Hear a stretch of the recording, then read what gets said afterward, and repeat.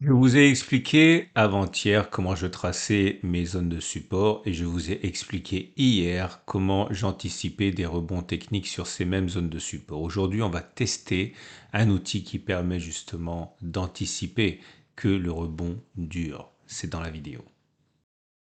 Salut, c'est Trado, content de vous retrouver pour la mise à jour de l'analyse technique du CAC 40 avec une séance de belle facture, 0,87%, ça aurait même pu être bien meilleur, hein, puisque au meilleur de la séance, le CAC 40 engrangeait plus de 1% et jusqu'à 1,25%. Et on termine, on va dire, assez petitement, mais l'essentiel est là, à savoir que 1 c'est vert. Donc on a connu une pression haussière en clôture par rapport à l'ouverture.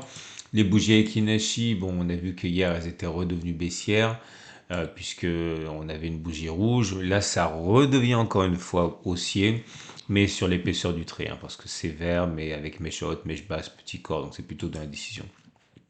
J'aimerais également signaler le fait qu'on comble le gap. Et le fait qu'on comble le gap, c'est bien, puisque ça laisse entière la possibilité d'avoir un gap, soit un gap commun, c'est-à-dire qu'on va avoir un trading range qui pourrait avoir cette forme-là, soit éventuellement un gap d'essoufflement. Ok, et dans ce cas, ce serait la fin de la baisse. Mais en tout cas, c'est une bonne chose parce que si ce n'avait pas été comblé, eh bien, ça aurait tout simplement pu être un gap de continuation, et en l'occurrence ici de continuation baissière, donc ça c'est évacué. Nous avons également au niveau des éléments techniques la moyenne mobile à cette période qui est toujours descendante, mais on repasse au-dessus, on clôture au-dessus, donc la tendance immédiate elle est neutre maintenant.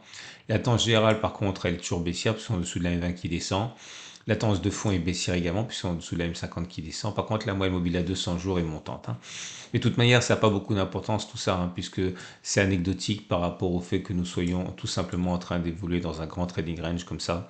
Et dans les grands trading range comme ça, eh bien les moyennes mobiles s'entrelacent et sans beaucoup de signification en tant que tel.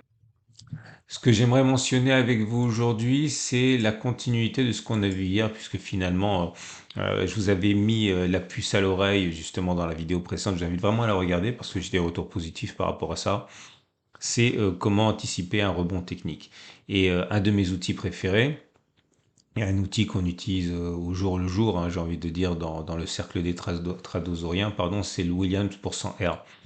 Et le Williams pour 100 R, qui est très peu usité en France, eh bien, c'est un indicateur technique qui évolue entre 0 et moins 100.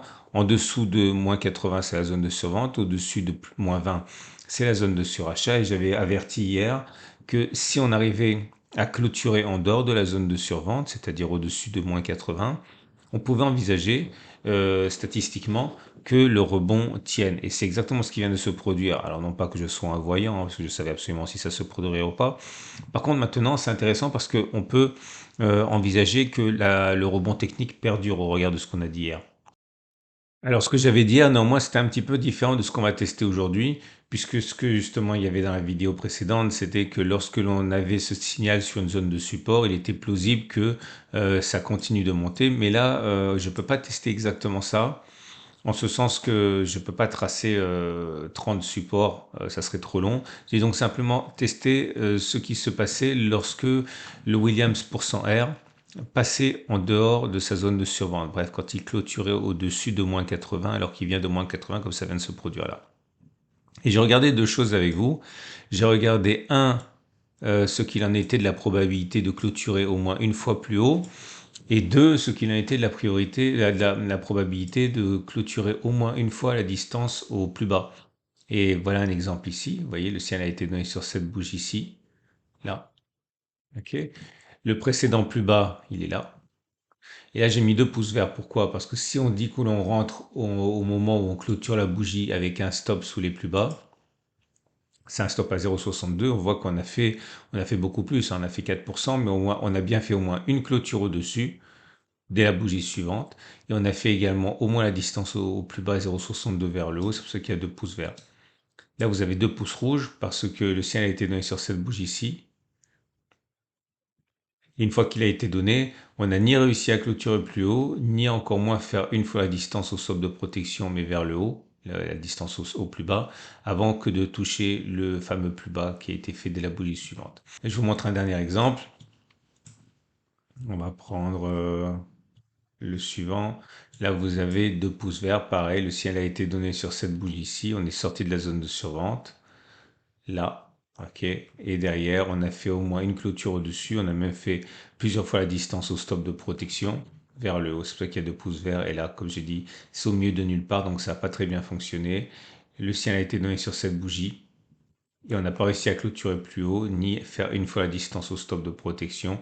On est venu chercher directement le stop de protection ici, donc c'est pour ça qu'il y a 2 pouces. Ok, bon, comme d'habitude, rien de nouveau par rapport à la façon de tester les choses que vous savez, que vous avez l'habitude de voir dans mon travail. Et j'ai fait le test 35 fois.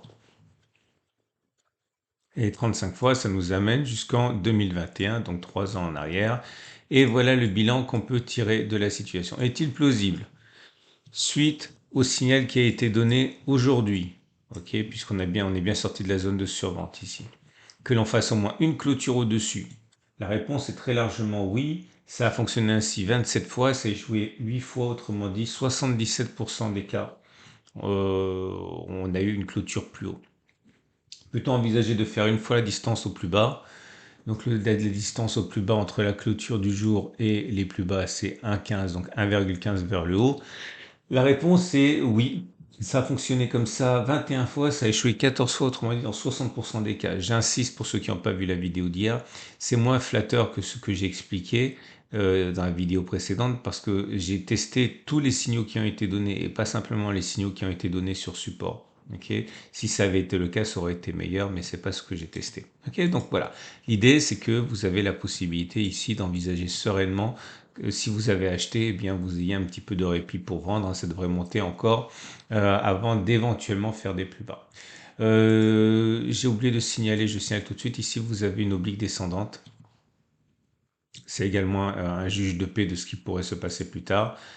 Si on le casse, eh bien effectivement on pourrait envisager d'aller chercher la zone de résistance. Hein. D'ailleurs, combiné à ça, vous avez un biseau d'élargissement. Les biseaux d'élargissement se cassent plus souvent par le haut que par le bas. Donc ça aussi, c'est un élément à prendre en considération. On va donc passer au trade du jour parce que j'ai rien d'autre à tester avec vous. Votre rendez-vous avec IG. IG, bien plus que du trading. Une équipe d'experts à vos côtés. Donc si vous êtes haussier tout naturellement, vous avez compris comment vous pouvez trader ça. Vous pouvez acheter maintenant stop de protection sur les précédents plus bas. Si vous avez un biais qui est baissier, je pense qu'il est un petit peu hasardeux de rentrer maintenant car on est sur un support et donc vous avez un flux acheteur qui va se mettre en mouvement dès que vous serez dedans. Donc c'est un petit peu un terrain hostile, on va dire. Il serait plus judicieux, à mon avis, d'attendre que l'on revienne dans la zone de résistance, ok, pour initier une position vendeuse avec éventuellement un stop de protection dessus. C'est ce qui s'est passé, ce qu'on a fait ici pour certains. Hein. De toute façon, c'est toujours pareil. Quand on est en haut, on pense pas à spéculer à la baisse. Quand on est en bas, on pense pas à acheter. Pourtant, c'est ce qu'il faut souvent envisager de faire. Donc, si vous faites ça, vous avez un ratio gris qui est très favorable. Ok, voilà, on a fait le tour. Je vous rappelle que vous avez des alertes qui ont été mises dans l'onglet communauté de ma chaîne YouTube. N'hésitez pas à jeter un œil. Et également, si vous voulez ouvrir un compte de démonstration avec mon partenaire IG et utiliser des Turbo 24 et des CFD, vous avez un lien juste en dessous de la vidéo. Et je vous rappelle que si vous n'avez pas l'outil Williams R%, vous avez en dessous de la vidéo également un lien gratuit pour ouvrir un compte avec PRT. C'est gratuit. À demain pour la mise à jour.